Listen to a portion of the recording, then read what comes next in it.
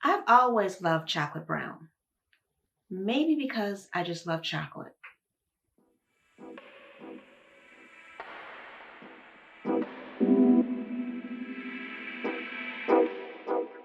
Hey everyone, and welcome back to my channel. If you're new here, my name is Kyla, and I do custom designs, home decorating, pattern hacks, and a whole lot more that's related to sewing and also some other crafting things. When I came across this fabric on moodfabrics.com last year, I had no idea that the color chocolate brown would be a trend for this fall. Chocolate brown never goes out of style for me, probably because I love chocolate and it is in the earth tone family, and those are my colors that I tend to go for.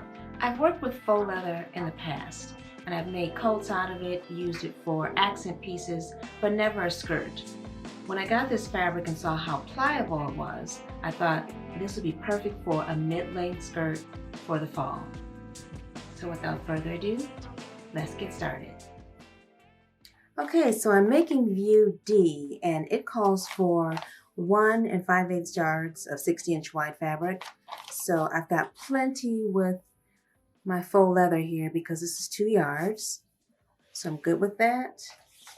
For the lining, I just got 100% cotton and chocolate brown, and I got about 1.5 yards, and that should be enough to take care of the lining for me.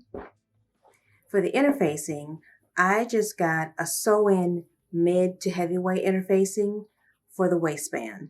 Since I'm not going to be ironing this unless I do like a really light press with maybe a pressing cloth. I don't know, I have to test out a small piece to see if it melts. I'm pretty much just going to be sewing this in place. And then for my notions, I have a 7-inch zipper and hooks and eyes for the back of the waistband. And then of course, my thread. Now I can start cutting it out.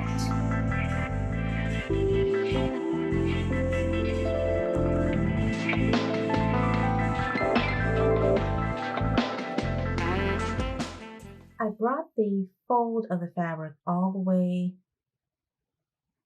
over to the end just to make up the amount needed for the actual skirt itself. That way I could preserve the selvage edge for the waistband.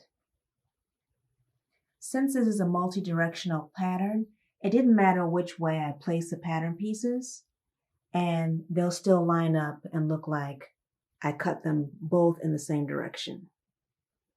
So here's my one piece, and then I'll place another piece here to cut the back. And that's basically it. It's just 3 pieces for the outer and then 2 pieces for my lining.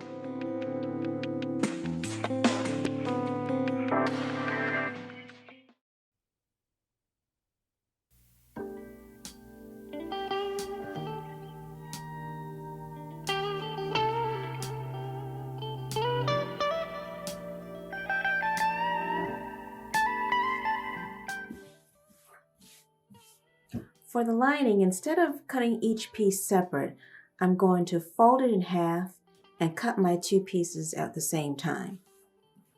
Luckily, this fabric is multi-directional. There's no true right way or wrong way of the grain, so I can get away with that, being that it's cotton.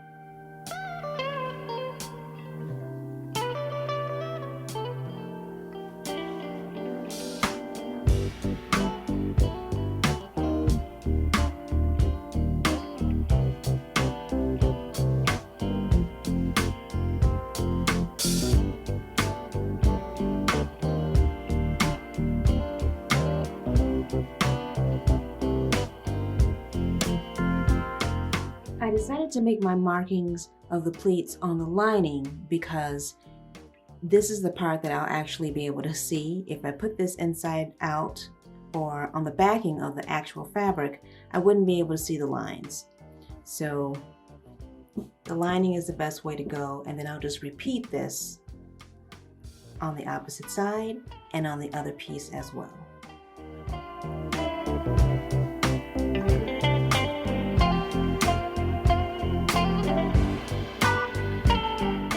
Now that I've got both the back and the front lining piece marked for all my pleats, I'm going to put this together first and stitch down the side seams, leaving my opening for the zipper. And then I'll repeat the same for the outer fabric, place them together, and then I'll actually fold in place or pin in place where my pleats will be. That way I'm stitching them both together at the same time.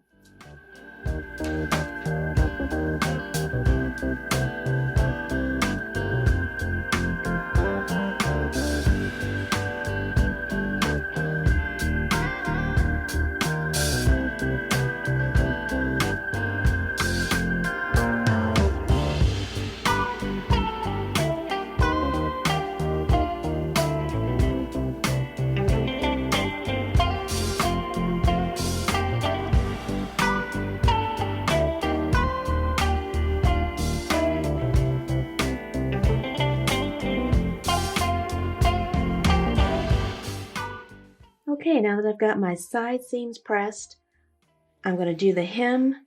That way it's already done when I attach it to the outer fabric. I'm just going to do a simple, about a 1/2 inch hem, double folded twice.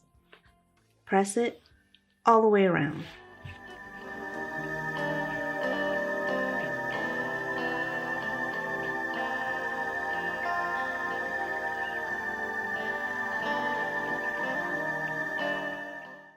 I want to point out that I had to put some Scotch tape on the sewing plate here because the metal was too abrasive and it kept catching the faux leather and it wouldn't feed through under the pressure foot. So just keep that in mind that you may have to put some Scotch tape on your sewing plate.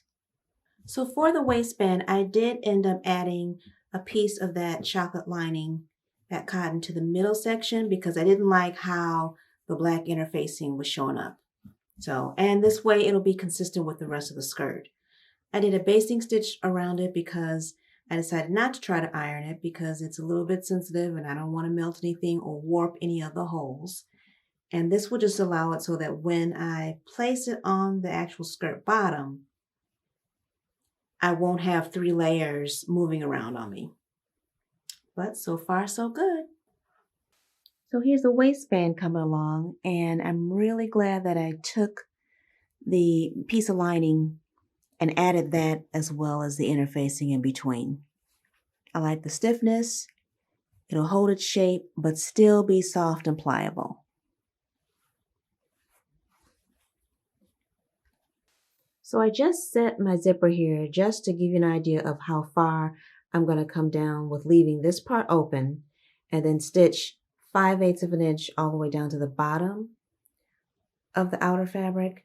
And then on the other side, I can stitch all the way from top to bottom. What I really love about working with faux leather is you don't have to finish off the edges.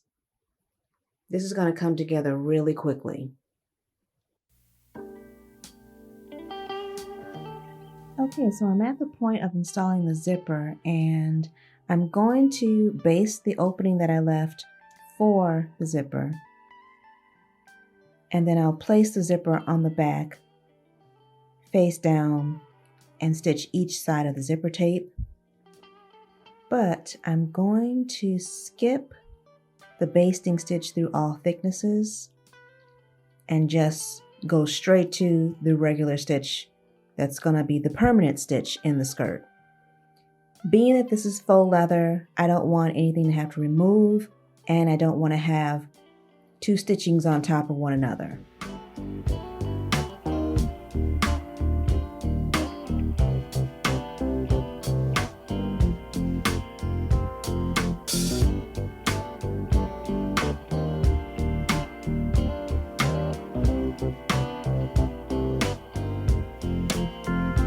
I'm just going to give this a light finger press to open it.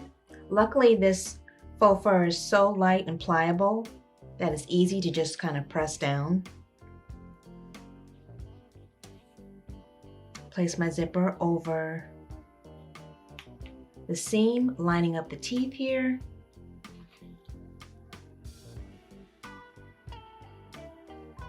and then I'm going to pin that in place. And because this is on the inside, I'm not worried about any needles or any pins leaving a marking.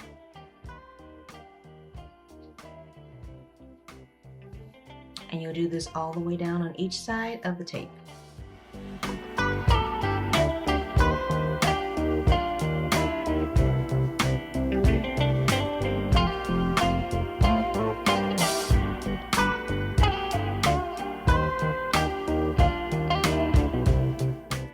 I use black for my bobbin thread, so it's probably not very easy to see the stitch that I'm pulling out in the light, but I've got a little bit of it pulled, and the rest of it I should just be able to pull out like so.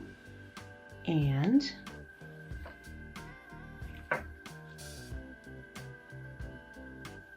here's the zipper. So all I have to do is top stitch, and I can move on to placing the lining behind it and making my pleats.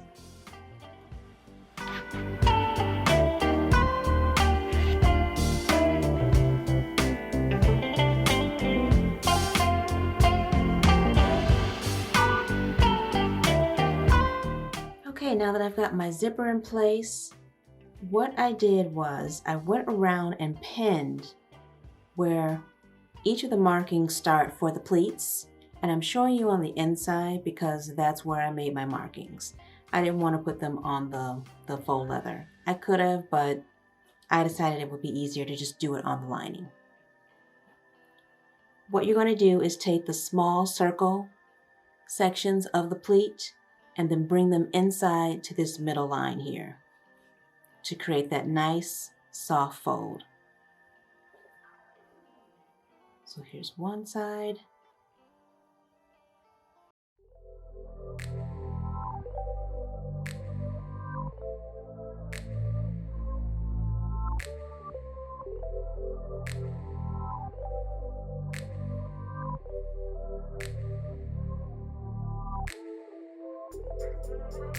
Okay, you can see the pleats are coming into place and they're looking so nice. And I'm loving how the folds are just really soft and not too harsh. The pattern calls for base stitching a little ways down each one of these pleats, but I'm not going to do that because I don't want the imprint of the needle in the fabric. I'm just going to do a stitch across the top once I have all of my pleats in place. And you'll have 3 in the front, 3 in the back, and then 1 on each side, so 8 total. You'll also notice that I use these clips that I got from Amazon, but I've also seen these at the dollar store as well. And these are great for when you just don't want to put any more pins in fabric like velvet or leather, faux leather, anything that will leave an indentation. So yeah, it is coming along and I'm on my way. Since I added a lining to the inside, I just want to show how I've turned it inside out so that I can sew the zipper tape right up to the edge to catch that lining so that I don't have to stitch that by hand. You can definitely do that, but this is just a quicker way and more secure to hold that zipper in place. All right, so I've got my waistband attached. All that I need to do is, with the right sides together, I'm going to fold the waistband along the fold line. I'm going to leave about 5/8 of an inch turned up at the bottom so that I can stitch in the ditch to secure the waistband in place. Again, you can slip stitch that by hand, but I'm going to do this by machine. And then my last step will be to sew the hook and eye closure, and that's a wrap.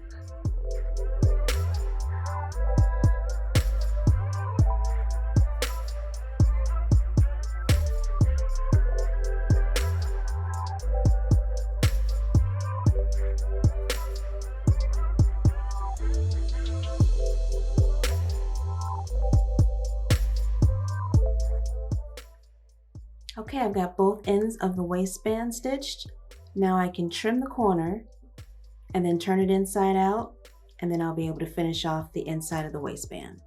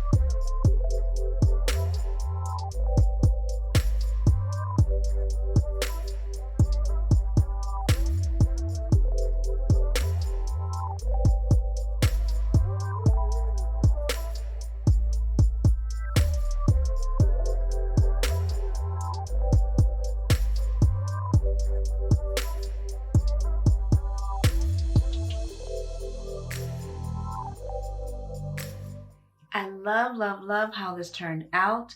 And I love even more that I didn't have to finish the edges and there was no hemming because I decided to just let it fall and let it be as it may. Keep in mind that if you do make the petticoat slip that goes underneath, like the pattern calls for, it will make the skirt sit out and give it more of a 1950s poodle skirt effect. I didn't want that look. I wanted it to just be straight and sleek because I wanted to kind of keep it like business casual. So this worked out for me and I'm really pleased with the results. And the pattern is definitely easy as it's marked. Well, that's it for today's video. If you enjoyed today's content, please comment and give me a thumbs up and subscribe if you've not already done so. And I will definitely see you all in the next video for more of my sewing makes. Bye everyone.